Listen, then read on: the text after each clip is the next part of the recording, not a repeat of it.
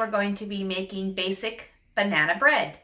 I appreciate everybody coming back and seeing me and following my recipes here on my YouTube channel and on my Facebook. The comments have been great lately, so I really appreciate those. So without further ado, let's get baking our basic banana bread.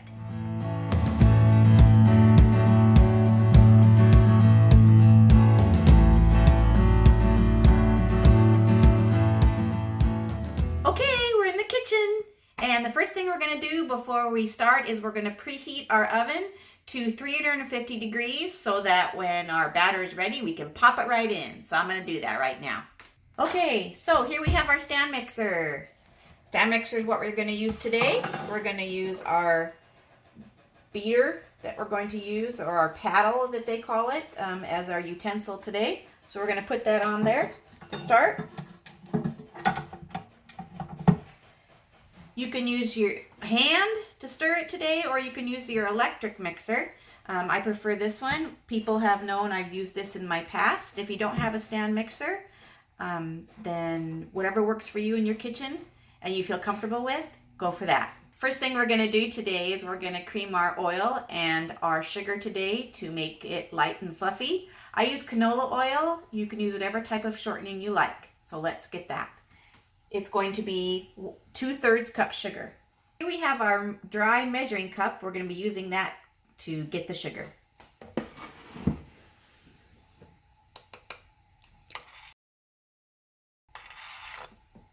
Put that into the bowl.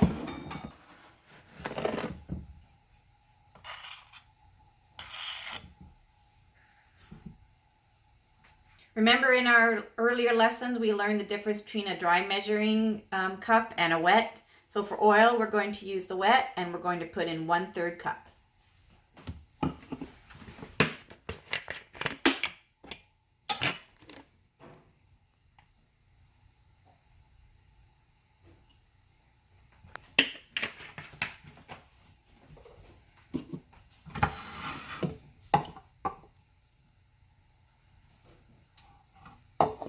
I like to use the spoonula to get out the existing oil that's left.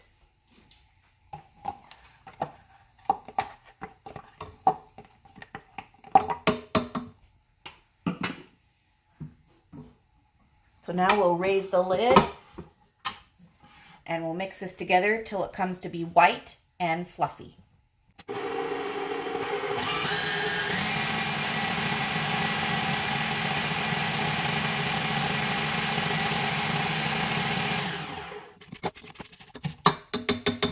See, the consistency now in there is white. The next thing we're going to add is 2 eggs, and we're going to add them one at a time so each one is beaten well. And we'll put that on a medium speed.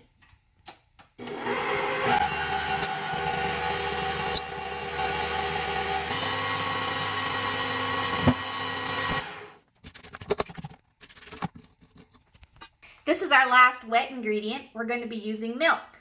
So it calls for 2 tablespoons milk. So I'll get my tablespoons out and pour that in. Remember, the tablespoon is the largest spoon in your set.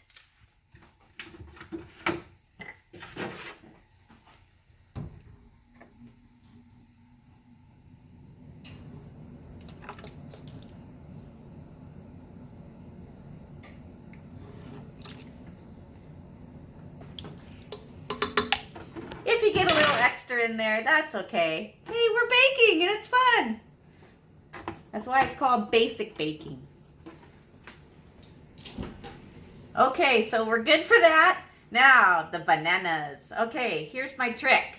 I'm going to use ripe bananas, 2 medium, and 1 not so ripe banana.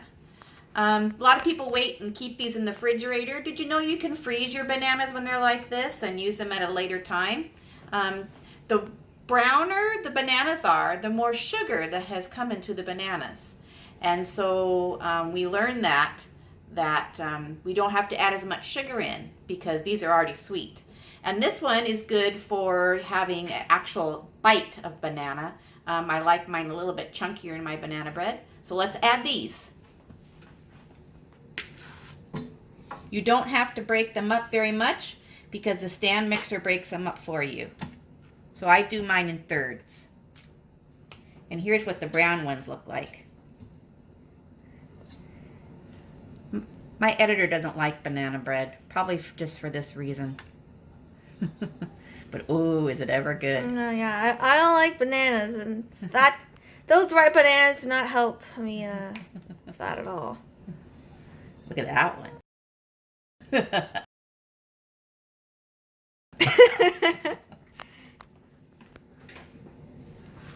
Okay, so here we have our consistency. Let's turn it on to medium and chop those bananas up.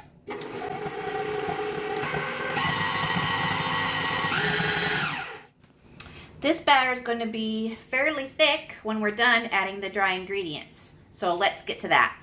First ingredient is 1 3/4 cup of all-purpose flour.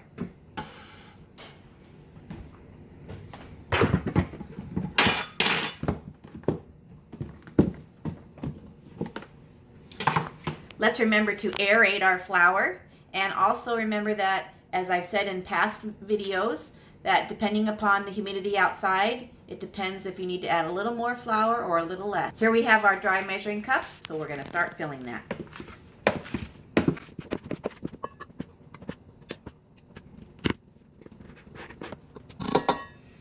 Now, if you can see inside this one measuring cup closely, it has 1/4, 1/2, and 3/4 cup. So I'm going to fill that up to the 3/4 cup. That's a great way to save in dirtying other things for washing later.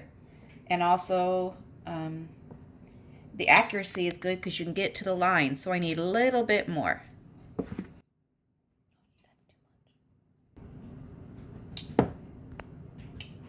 And there we have it, 3/4 cup. So our last two ingredients are baking powder and baking soda. Of course, we use those as a rising agent. Be sure and check your baking powder that it hasn't expired or that your banana bread won't rise. So we're going to take our lid off and look in here, and 1 1/2 tablespoons.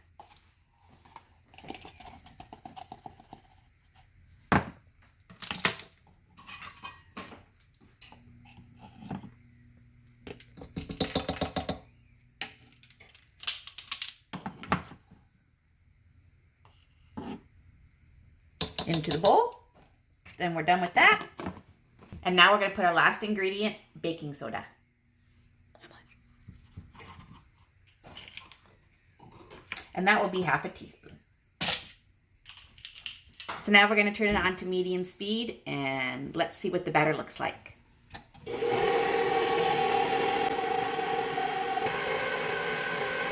Let's stop and scrape down the sides with a spoonula. Looks pretty good, needs to be mixed more. Let's see the consistency of this.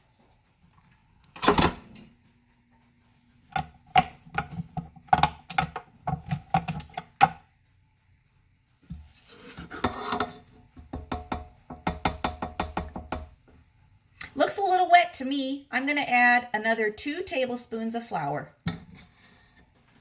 That batter looks real good, so we're going to take the stand mixer down now.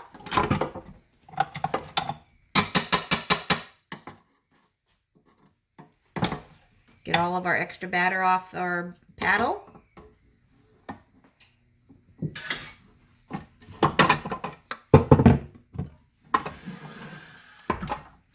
And here we have it. Looks real good. Here's our loaf pan. Be sure and do 2 things now. Even if you have a loaf pan that has nonstick on it, we're going to be spraying it with a nonstick and flouring it because the flour helps it to come out very easy. I recommend this for banana bread because they can be very sticky on coming out. So let's do that.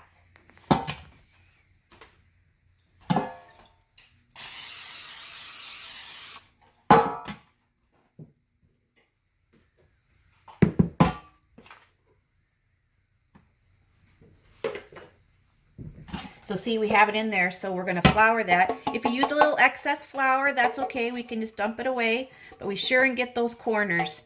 So we turn it and we tap. Be sure and get the sides, because as the banana bread rises, of course, it will stick there. And then we'll take the excess and we'll put it in the garbage. Okay, here's our loaf pan finished and ready to go. Let's take our batter and put it in.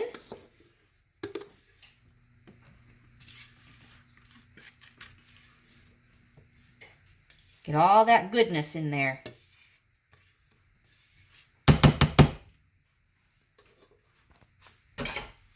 So of course, when we're going to be putting our banana bread into the oven, we want to tap it to release any air bubbles to make sure it cooks evenly. So at the end of my banana bread, before I put it in the oven, this is going to be optional for you. I like to use a coarse sugar to put on top to make it nice and crunchy when it comes out. And I use a pure cane sugar. This you can just sprinkle by hand.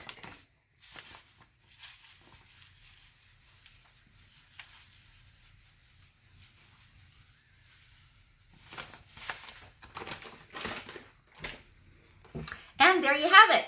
Okay, I'm going to put this in the oven for 60 minutes to start. It's an hour baking, and we're going to use the toothpick test after 60 minutes to see if the inside is done. So I'll see you back in an hour. So here we are with our loaf. I've just taken it out to let it cool. I'm going to let it cool in the pan for 10 minutes, and then I'm going to take it out and let it cool the rest of the 20 minutes on the board to make sure that it's not wet and soggy, because the longer you leave it in the pan, the more soggy the bottom becomes. So let's take our toothpick now and make sure it's ready. Here's our toothpick. Let's put it down in the center. Clean as a whistle. Now let's try the sides to make sure. Look at that. Perfect. Okay, so I'm going to let it cool for 10 minutes. Out of the pan, and hopefully it doesn't stick.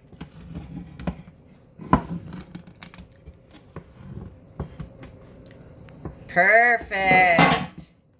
Now we'll finish the cooling process on the cutting board.